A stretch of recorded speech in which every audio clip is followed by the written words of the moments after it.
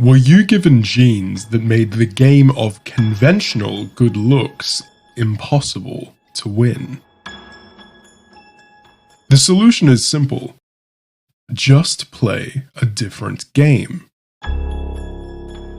This is the first of 2 installments on how you can reap the benefits of handsome privilege, even if they weren't handed to you on a silver platter by your parents. Next episode, we will discuss how to carry yourself for elevated presence.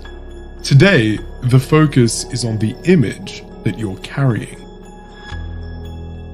While it's important and valuable to stay positive in the way that you assess your appearance, and to be optimistic about your potential once your self-improvement journey has garnered serious progress, it is also refreshing in today's sugar-coated and busy world to be forthcoming, honest, and blunt with yourself. While beauty is in the eye of the beholder, most beholders will agree that a well-structured jawline, high cheekbones, strong brow bone, and low hairline are defining characteristics of a great-looking chap. Now, if you only have 1 or 2 of these traits, you're still genetically blessed compared to most men. And even if you have none of them, we believe that with high-level fitness, style, and grooming, any man can be above average. Plus, some men just have an X factor about them where, despite lacking distinctive features, everything just comes together quite well. But if you want to look better than just above average, despite not being gifted in the genetic department, if you want to turn heads and stir murmurs, but you feel average or even below average, and you can't point to even 1 or 2 physical traits that are objectively just attractive blessings, then you'll probably need to go the extra mile in order to be in the upper 5% where looks are concerned. And there's one word to describe your path to the top. It's not being conventionally attractive. It's differentiation. You see, gentlemen, women notice certain traits a lot more than we do, and other traits a lot less than we do. If a woman's facial features and body are stunning to a man, he will rarely change his mind about whether she's attractive or not based on her hair, whether she has tattoos, whether she has piercings, or her overall style. A pretty face is a pretty face, and a hot body is a hot body.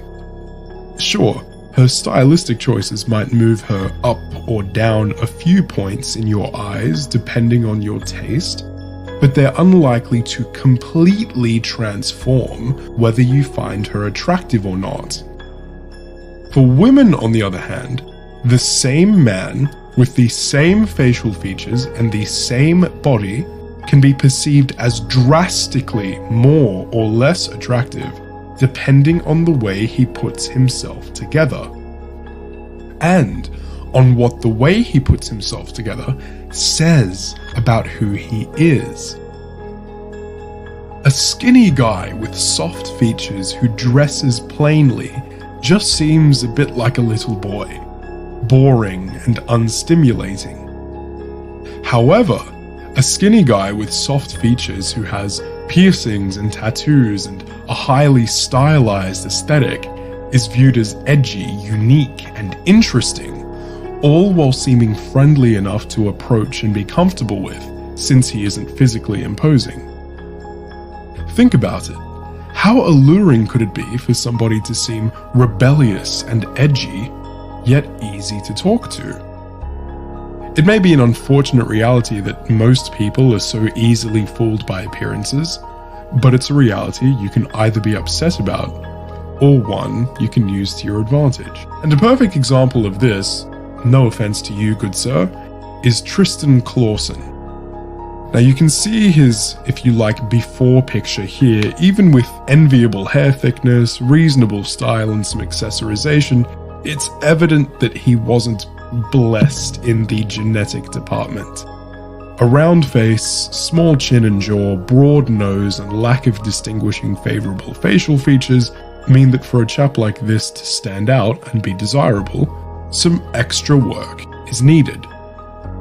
And there's a reason he's our case study. Credit to him, he did an amazing job of doing the best with the cards he was handed. This image is an excellent illustration of how edgy aesthetics and heavy accessorization can make a man stand out. He's taken the concept of differentiation to a completely different level, with this dual hair color scheme being extended through long hair, swapping color from top to bottom, along with many layers of chains and bracelets. For women who have a pre-selected interest for this aesthetic archetype, I suppose one could call it a sort of emo or e-boy look, he has skyrocketed his visual appeal, with a high level of rarity and therefore allure, as most men are not gunning for such an extreme commitment to a niche aesthetic. Again, in the eyes of many women who are fans of this look, he may very well stand ahead of men who are far more conventionally attractive. Another example of differentiation, despite a lack of genetic gifts, is Jack Harlow. Now you can see in this before picture that this photograph was actually taken after he had already attained some mainstream musical success, and at no less than a large-scale promotional event. Clearly, he was already trying to look good conventionally, but with below-average facial genetics, there's only so much that basic clothing and a fairly messy, unorganized haircut can do for you. Once again, differentiation and extra effort is what enabled someone like Jack Harlow to look much more marketable and much more attractive.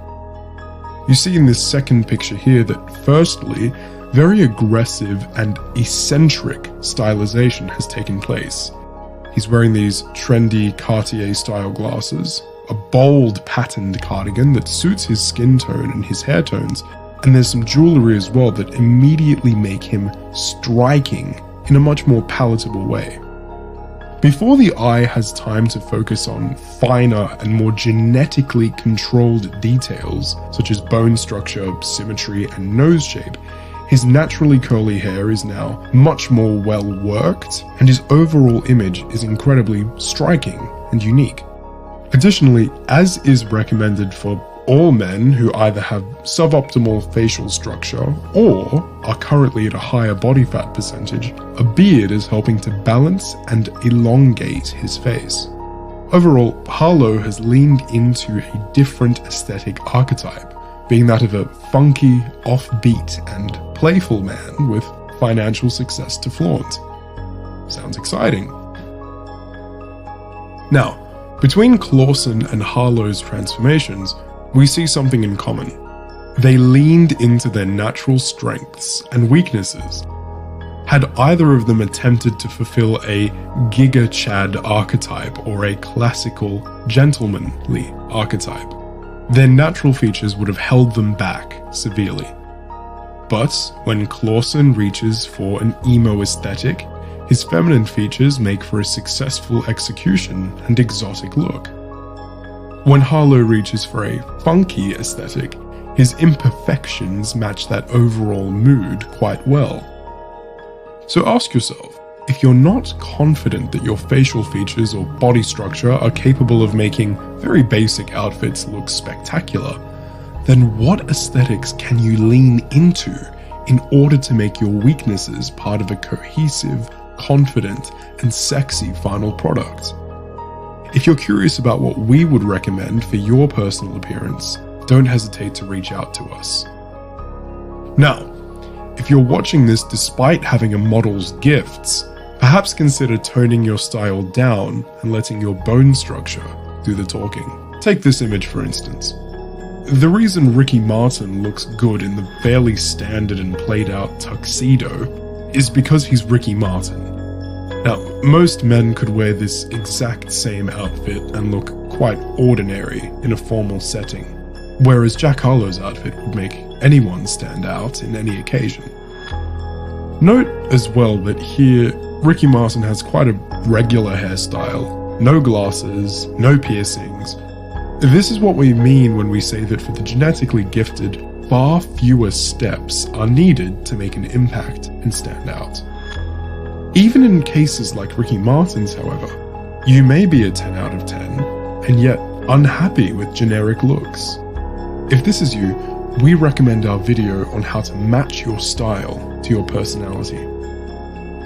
Now look, for all this talk about embracing your weaknesses and standing out with clothing, accessories, and hair rather than physical and facial features, this is not an excuse to avoid maximizing those areas. At For What Is a Man, we have high standards, and we expect you to hold them for yourselves. When we talk about having suboptimal bone structure or lacking a model's genetic gifts, we aren't saying that you're hopeless and ugly without them. We are saying that these features make it harder to present as a 10 out of 10, but that they won't stop you from getting there in your own way. If you have the right hair for your face, if you're diligent with grooming, you dress well, and you get into the best shape you possibly can, I promise that you will look fantastic and that you should be proud of yourself. Whether you have the genetics of Ricky Martin or Ricky Gervais, our point is that once you've done all of these little things, you may need to go the extra mile in order to compete with the small handful of men who are even further ahead than you are. Once you truly embrace, develop, and build yourself into an authentic individual, you'll realize that your looks aren't everything and that you can be loved for so much more. But if you ask us, having a deeper purpose doesn't mean you can't get it done in style. Good day.